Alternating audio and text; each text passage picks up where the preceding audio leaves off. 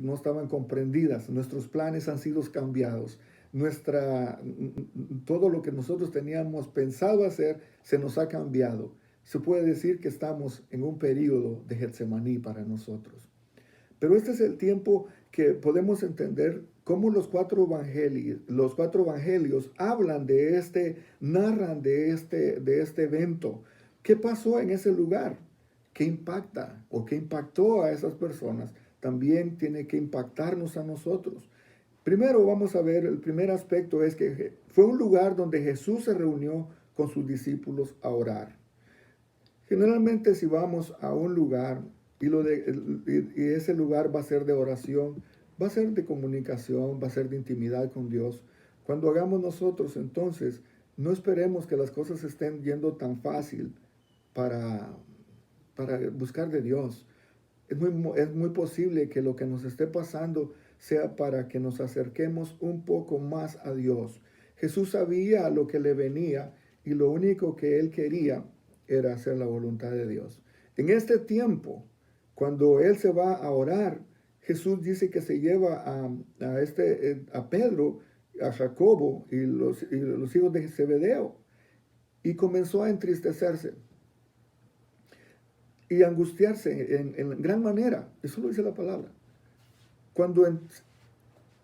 Si usted ha pasado por alguna tristeza, si usted ha pasado por una angustia, prácticamente es una emoción muy fuerte que causa en el cuerpo, causa una fuerza que muchas veces muchas personas no la pueden resistir.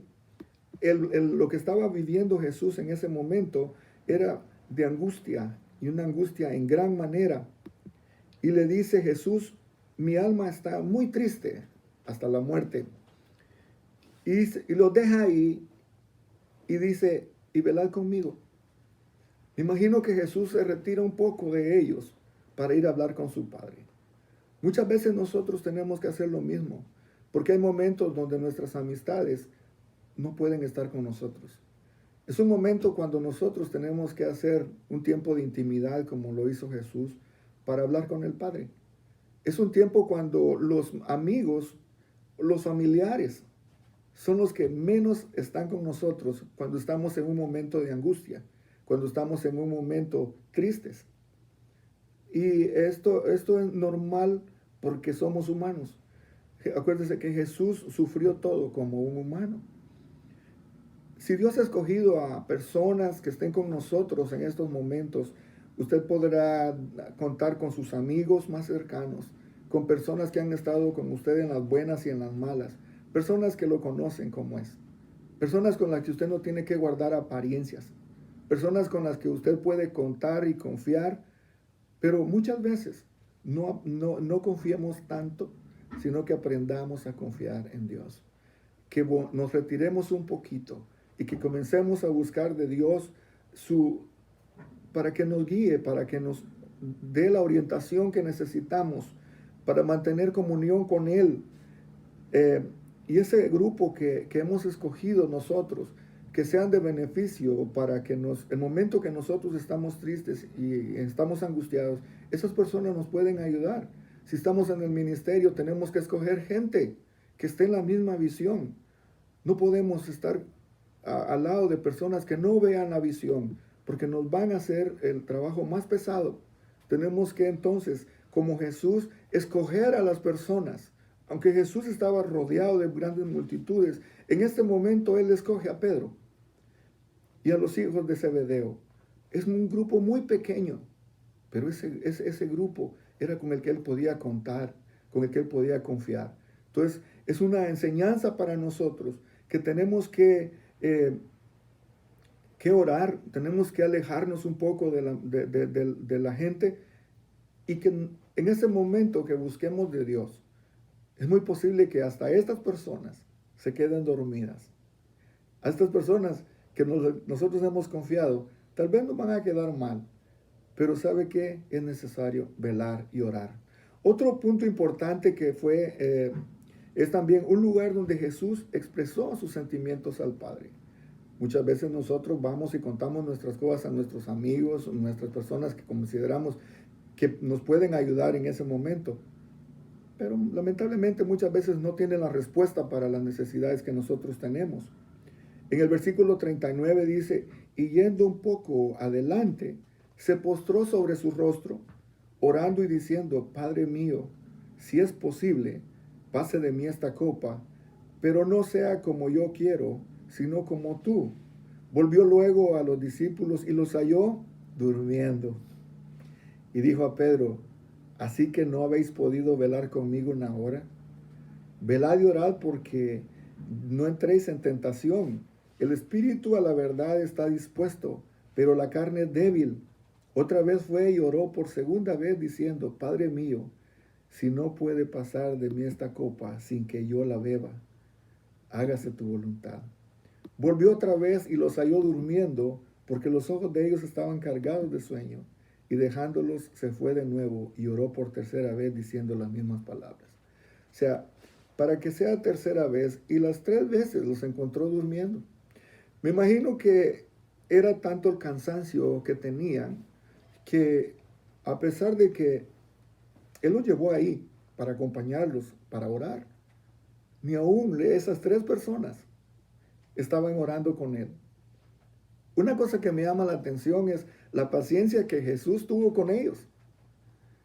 ¿Cuál fuera la actitud suya si se lleva a 3 personas que dice usted que son los mejores y cuando usted los necesita están durmiendo?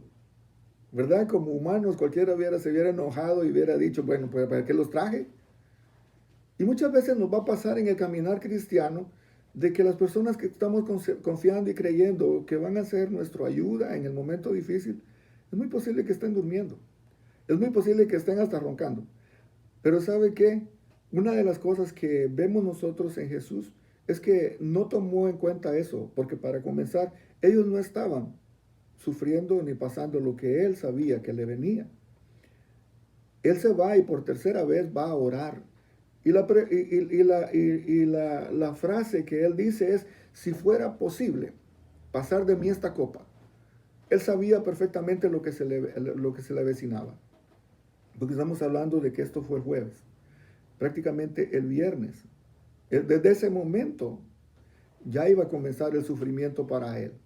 Entonces, él estaba pidiéndole a Dios, él estaba pidiéndole al Padre que si fuera posible, porque él sabía todo lo que iba a pasar, pero que no se hiciera la voluntad de él, sino que la voluntad del Padre.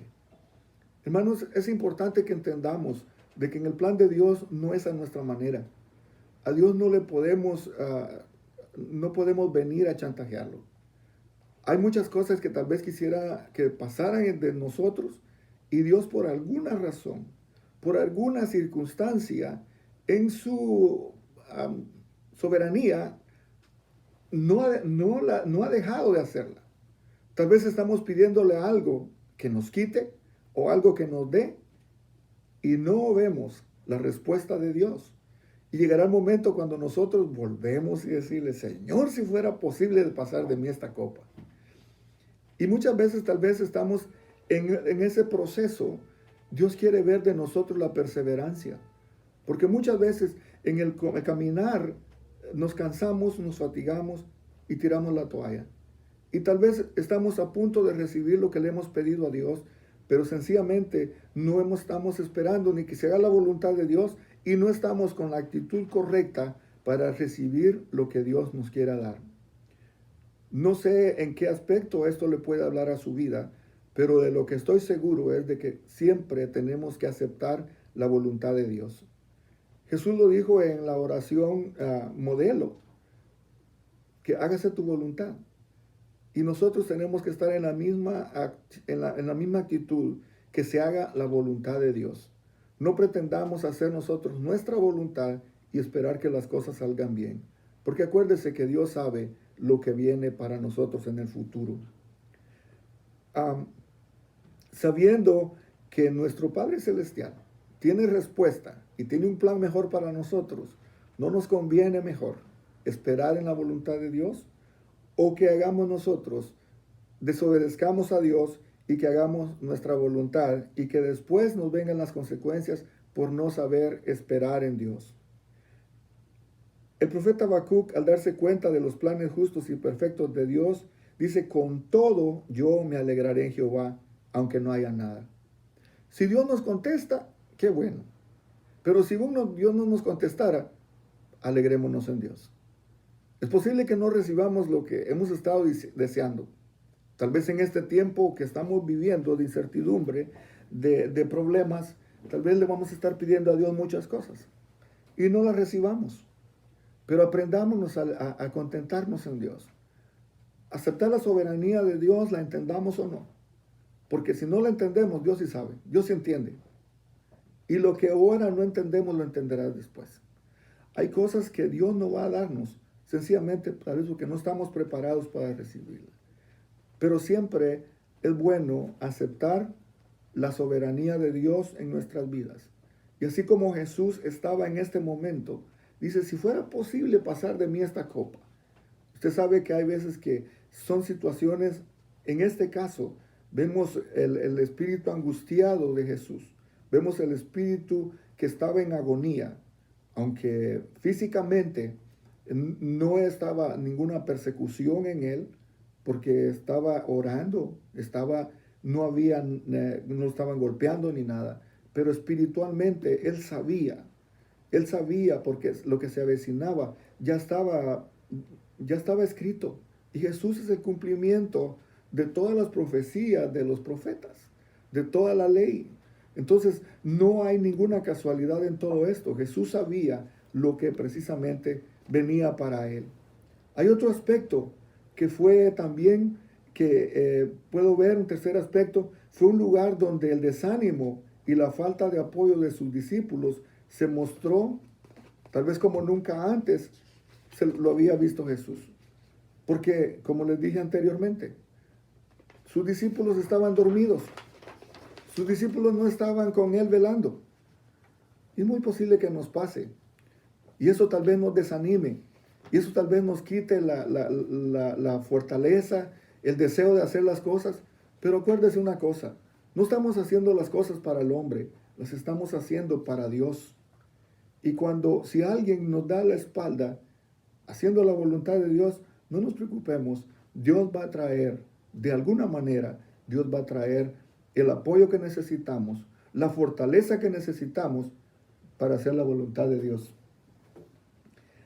Dice, vino luego a sus discípulos y los halló durmiendo. Y dijo a Pedro, ¿así que no habéis podido velar conmigo una hora? Me imagino que ha de haber sido bastante tiempo lo largo que estuvieron. Pero si le dice, no has podido estar conmigo una hora, quiere decir de que él cuántas horas estuvo. Entonces muchas veces el orar con Dios, el hablar con Dios, requiere tiempo. Nosotros a veces decimos, Señor, ya te adoré 10 minutos y no me has contestado. ¿Y qué tal si el Señor 15 minutos quería que usted orara? ¿Y qué tal si el Señor quería que usted orara media hora y usted solo oró 25? ¿Qué tal si el Señor quería que usted orara una hora? Y muchas veces, acuérdese, orar es hablar con Dios. Muchas veces nosotros solo hablamos, pero no dejamos que Dios hable a nosotros. No estamos hablando de un monólogo. La oración es un diálogo con Dios. Es un lugar donde nosotros tenemos que esperar que Dios nos hable también. Bueno, yo ya le dije al Señor lo que quiero, pero tal vez el Señor no me ha contestado. Entonces, tenemos que aprender a depender y a esperar en Dios. Y cuando le dice, no ha podido ni siquiera una hora haber orado conmigo. Ahora, un versículo que dice, el 41 dice, velad y orad para que no entréis en tentación. Si no velamos, si no oramos, es posible que podamos caer en cualquier tentación. Póngale nombre que quiera, pero la palabra dice que no caigamos en tentación. Dice el versículo sigue, dice, el espíritu a la verdad está dispuesto, pero la carne es débil. Muchas veces, ¿verdad? El espíritu quiere más de Dios, pero la carne como que no quiere. La carne como que le gusta más la diversión, le gustan más otras cosas, pero menos de buscar de Dios. El 43 dice, vino otra vez y los halló durmiendo porque los ojos de ellos estaban cargados de sueño. Imagínense como cuando ya está cabeceando y ¿verdad? Le están diciendo amén a uno, están durmiéndose. Pues así estaban los discípulos. En Lucas 45 dice, cuando se levantó de la oración y vino a sus discípulos, halló durmiendo a causa de la tristeza. Entonces vino a sus discípulos y les dijo, dormid ya y descansad. He aquí ha llegado la hora y el Hijo del Hombre es entregado en manos de pecadores. Levantaos, vamos, ved, se acerca el que me entrega. Ya la tercera vez, Él ya no les dice que oren con Él. Ya la tercera vez, Él les dice que sigan descansando, porque ya la hora se ha llegado. Hay veces que nosotros vamos a necesitar el apoyo de alguien. Llegará el momento cuando decimos, bueno, ya para qué, ahorita ya viene la hora. Y Jesús dice, levantaos, vamos, ved, se acerca el que me entrega. Se recuerda que Él le había profetizado a Judas que lo iba a entregar. Él sabía perfectamente que esa traición venía en este momento. Jesús nos exhorta a que nosotros, a unos y otros, nos puede exhortar de una manera, pero Jesús tiene paciencia con nosotros. 3 veces le dio la oportunidad y las 3 veces no se ve que los regañó, sino que más bien les dio ánimo. Se dio cuenta de que él estaba solo, pero continuó y no se desanimó. La actitud de los otros no tiene que desanimarnos a nosotros. Nosotros sabemos a quién le servimos. Nosotros sabemos que nuestro socorro, como decía el salmista, viene de Jehová. Viene de los cielos. El creador del cielo y la tierra es al que nosotros le servimos. No importa la situación que está pasando. Déjeme decirle que no va a ser eterna. Pero en este tiempo séale fiel a Dios. En este tiempo demuéstrele a Dios que usted le está sirviendo a Él, no por lo que le da, sino que porque Dios es Dios. Dios se merece nuestra honra, nuestra alabanza, nuestra adoración, nuestra entrega tiene que ser completa a Dios, porque Dios nos dio lo mejor que Él tuvo, que fue su Hijo. Otro aspecto que veo yo, el número 4, que dice, fue un lugar donde la traición se vio real. Jesús sabía que le iban a traicionar. Jesús sabía de que con un beso, porque Jesús le dijo en la última cena que lo iban a entregar. Y este era precisamente en este mismo lugar, fue donde se llevó a cabo esa traición. ¿Cómo podemos, de qué manera nosotros podemos imaginarnos? No tengo idea, pero de que usted sepa que está viendo la gente del que lo va a traicionar, sabiendo lo que viene, ¿cuál fuera nuestra actitud? Tal vez alejarnos de la persona, hacerlo sentir, hazte para allá, porque de verdad, sabiendo él lo que venía. Pero Jesús en el 47 dice, aún estaba hablando cuando llegó Judas, uno de los 12. Me detengo en esto porque quiero también decirles algo. Muchas veces las personas que están a nuestro lado, tal vez uno de ellos nos va a traicionar. ¿Y cuál es la actitud que tenemos que tener nosotros? Vengarnos, ser rencorosos, volvernos unas personas amargadas, o tal vez extenderles el perdón así como nos perdonaron a nosotros. Dice que aún estaba hablando cuando llegó Judas, uno de los 12, y con mucha gente, con espadas, palos, de parte de los principales sacerdotes y de los ancianos del pueblo. Y el que lo entregaba les había dado señal diciendo, al que yo bese, ese es, prendedlo. Enseguida se acercó a Jesús, dijo, salve maestro, y lo besó. Y Jesús le dijo todavía, amigo, ¿a qué vienes? Entonces se acercaron y echaron mano de Jesús y le prendieron. Bueno, hay gente que definitivamente no puede ni siquiera disimular, ¿verdad? Pero que le entreguen a usted con un beso, realmente tiene que pensarse qué clase de amigos tiene uno. Pero muchas veces, en este caso, vemos que el beso fue una señal de traición.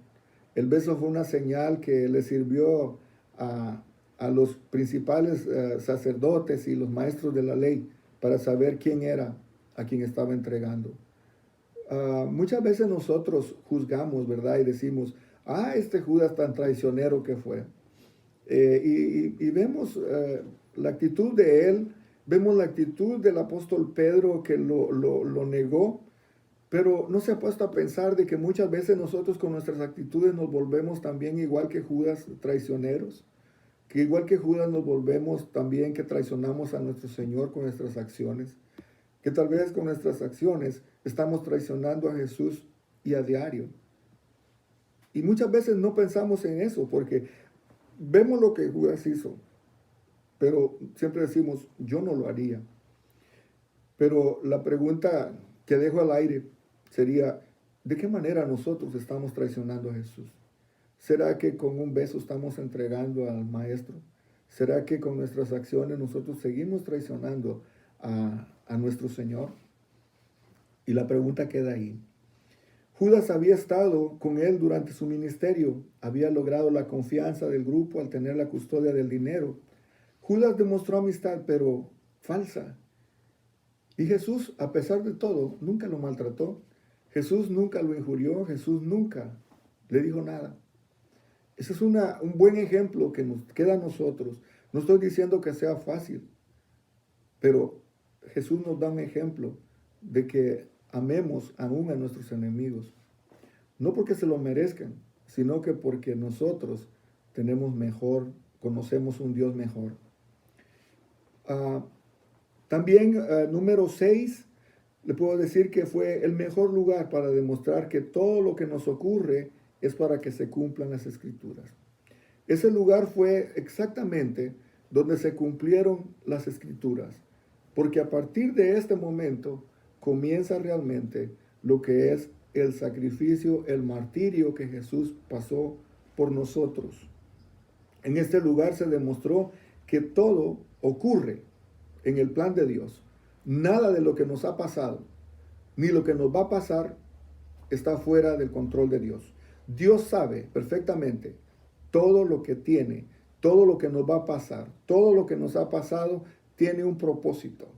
Así es que nada es producto de la casualidad, y así como en este momento sabemos perfectamente que todo ocurre para que se cumpla el plan de Dios. Dice el siguiente versículo: en aquella hora dijo Jesús a la gente, como contra ladrón habéis salido con espadas y con palos para prenderme. Cada día me sentaba con vosotros enseñando en el templo y no me prendisteis. Mas todo esto sucede para que se cumplan las escrituras de los profetas. Entonces los discípulos, dejándole, huyeron. Si cuando él estaba orando, los discípulos todavía estaban dormidos, pero cuando llegaron ellos, ya los discípulos lo dejaron y fueron huyendo. Y eso es cuando todos lo abandonaron. Jesús sabía que todo esto venía. Todo ocurre en el preciso momento en el que Dios nos dirige. Dios está en control. La Biblia no es simplemente un libro de historias. Es una regla de fe práctica. También tengamos claro que vivimos dentro del esquema de Dios. Los acontecimientos pasados, los acontecimientos futuros están hechos. De manera que nosotros sabemos que en el plan de Dios todo tiene un propósito. Todo tiene una razón de ser. Nada se produce por casualidad. Usted y yo no somos producto de la casualidad. Usted y yo somos producto de un propósito que Dios tiene con nosotros en nuestras vidas.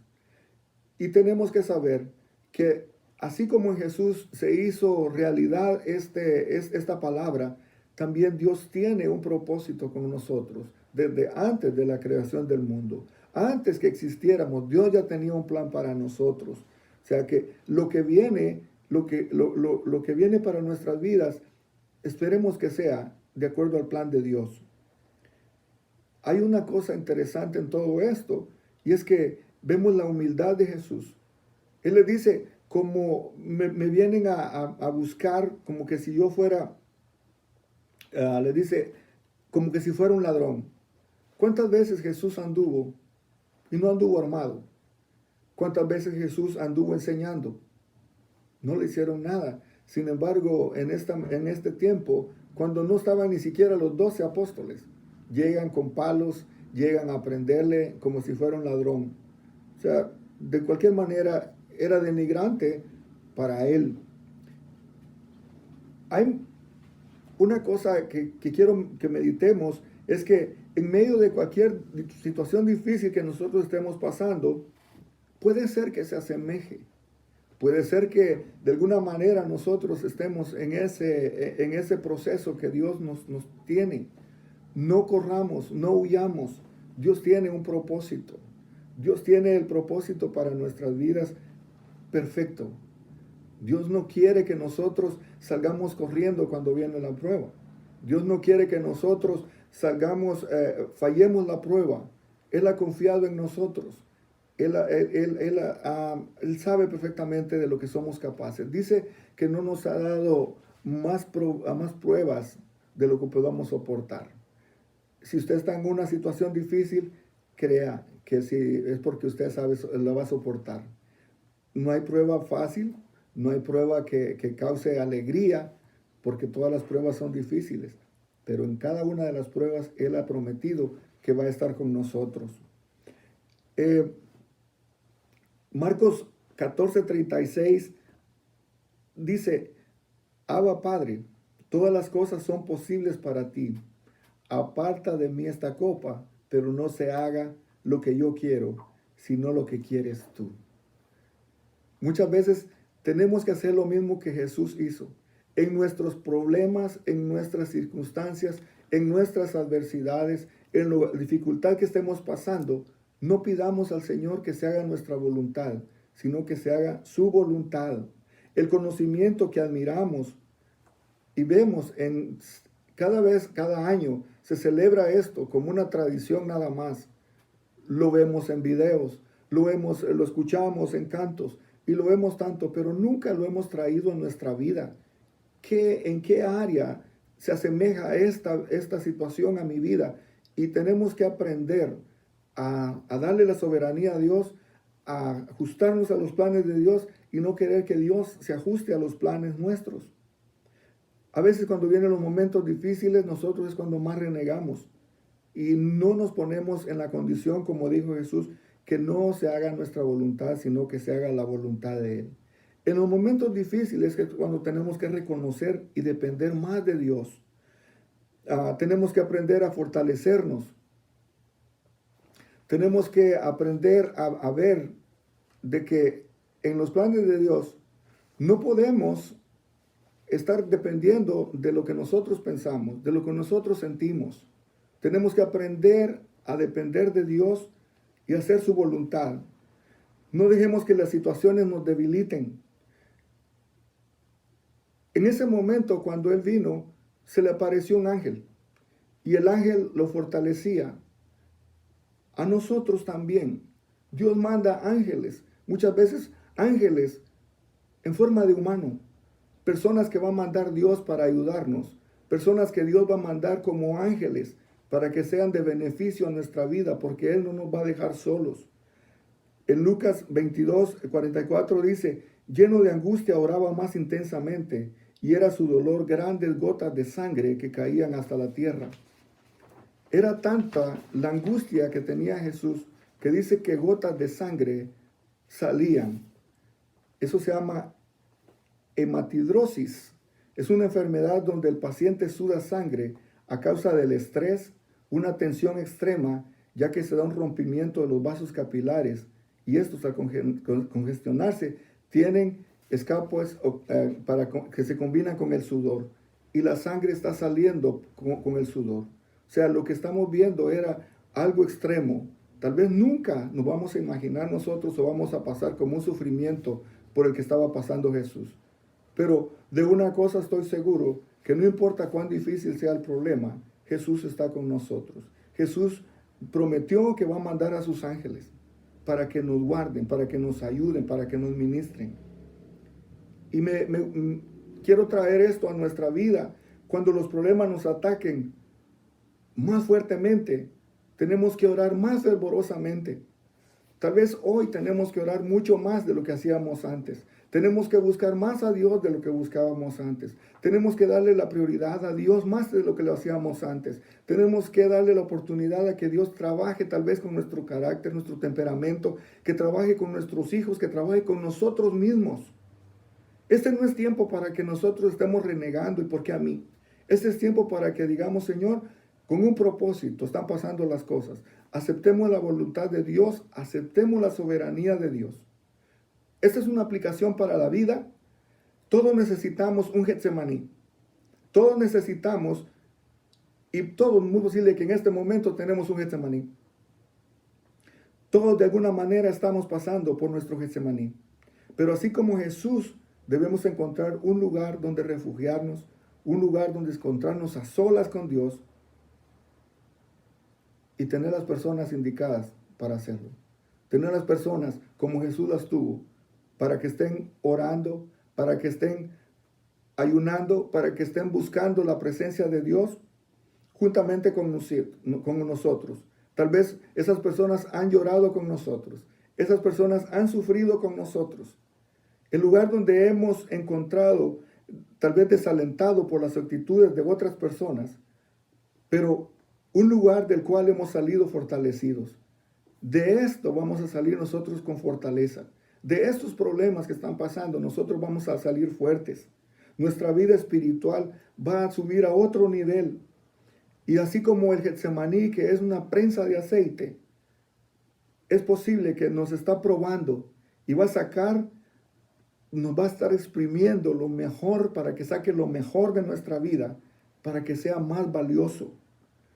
El número 1, así como el aceite de oliva era tan preciado y valioso por sus utilidades, porque se usaba como combustible para las lámparas, también gracias al aceite es posible iluminar la noche. Primero se usaba en el tabernáculo y luego en el templo, en las lámparas de las casas. También en el candelabro debían arder con aceite puro de oliva. Nuestra vida servirá para alumbrar a las personas que están en tinieblas. Nosotros somos la luz del mundo. Nosotros somos las personas que Dios, a través de estos problemas, va a servir nuestra vida como una luz para alumbrar a la persona que está en tinieblas. Número 2, servía también para efectos medicinales. Los antiguos también usaban el aceite de oliva, ingerido o untado, como ingrediente medicinal, ya fuera para hinchazones, dolores o heridas. El aceite de oliva era un elemento infaltable en las medicinas de la época, en los remedios de la época. El aceite era muy necesario para la medicina. Nosotros también estaremos sirviendo para sanar las heridas de otros, porque las áreas donde Dios nos sanó a nosotros son áreas donde nosotros vamos a poder ayudar a otras personas. O sea, no menospreciemos lo que Dios ha puesto en nosotros.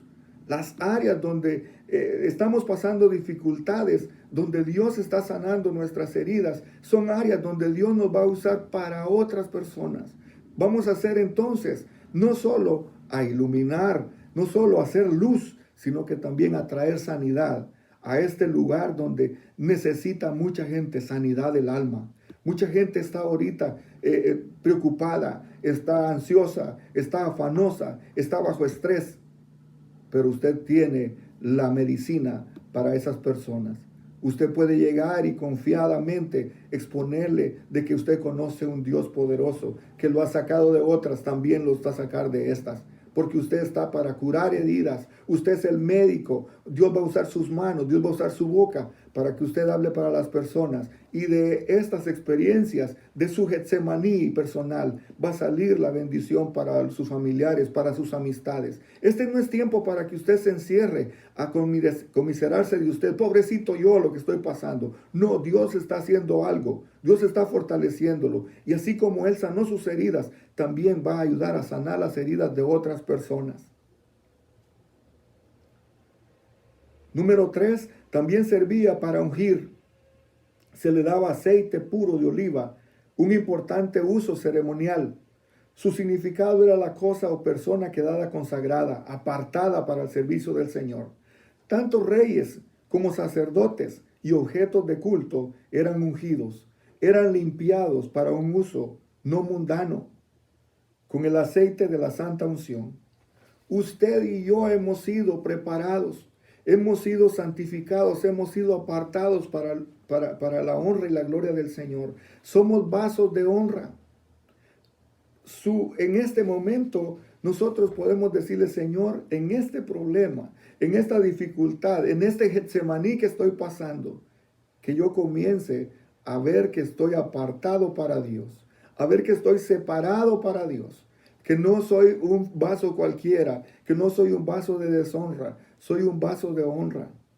Y así como se usaba para ungir a los sacerdotes, se usaba para ungir a los profetas, se usaba para ungir las cosas sagradas en el templo, que sus manos Dios las use para ungir a otros, que sus manos tengan la unción necesaria de ese aceite fresco que se necesita en este tiempo, para que usted pueda hacer lo mismo que hicieron con nosotros. No menosprecie lo que el Señor ha puesto en su mano. Nosotros como cristianos debemos servir para saciar el hambre de este mundo también. Por eso es que el aceite también se usaba en ese tiempo para preparar los alimentos. Y no es casualidad, porque los antiguos vivían profundamente agradecidos con el Señor por el aceite de oliva. Cada vez que usted cocina algo, tiene que ser agradecido con Dios. Cada vez que usted se lleva un bocado a la boca, tiene que ser agradecido con Dios. Muchas veces no somos agradecidos con lo que Dios nos ha dado. Y estamos esperando que lleguen cosas que tal vez nunca van a llegar y no disfrutamos lo que tenemos. Pero así como el aceite también servía para preparar los alimentos, nosotros también tenemos esa cualidad. Como cristianos nosotros tenemos la cualidad para que saciar el hambre de mucha gente que está hambrienta de conocer de Dios, sedienta y hambrienta de conocer que hay algo mejor. Hay gente que está en la situación que está porque no conoce, porque no sabe. Pero usted y yo tenemos que ser las personas para ayudar al hambriento. También hasta la fecha se utiliza como aderezo para las ensaladas. Nosotros somos los que le damos sabor a este mundo.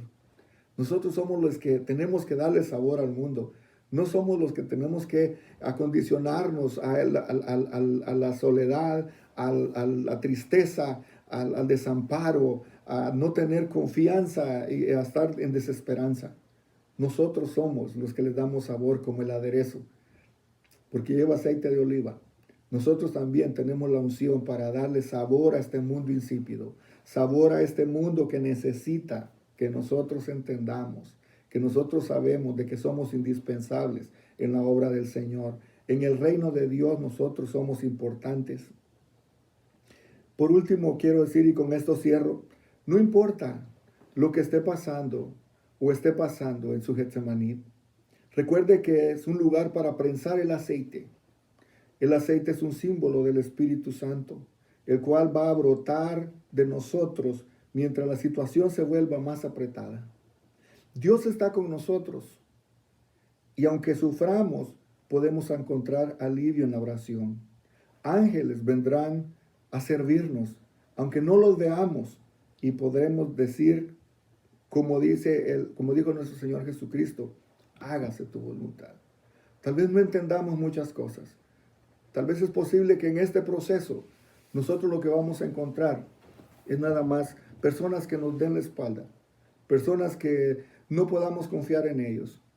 Pero quiero dejar esta palabra en usted. Si hay un Getsemaní que está pasando, acuérdese que Jesús dijo que se hiciera la voluntad del Padre.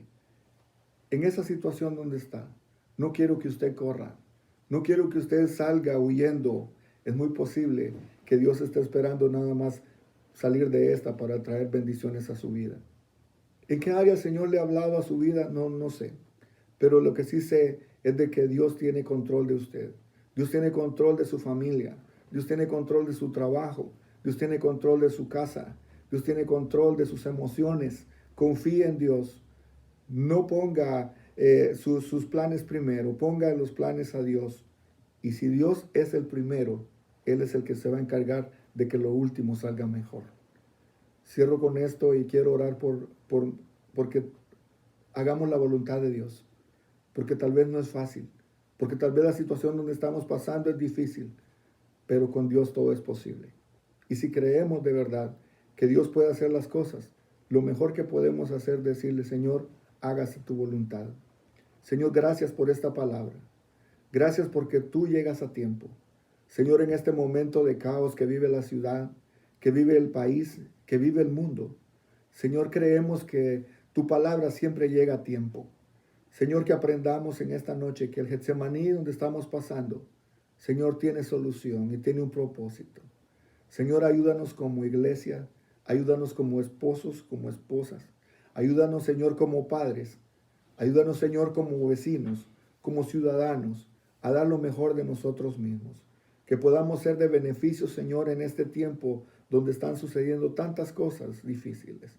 Que no entendemos muchas de las circunstancias que están pasando, pero sabemos que estamos en tu propósito.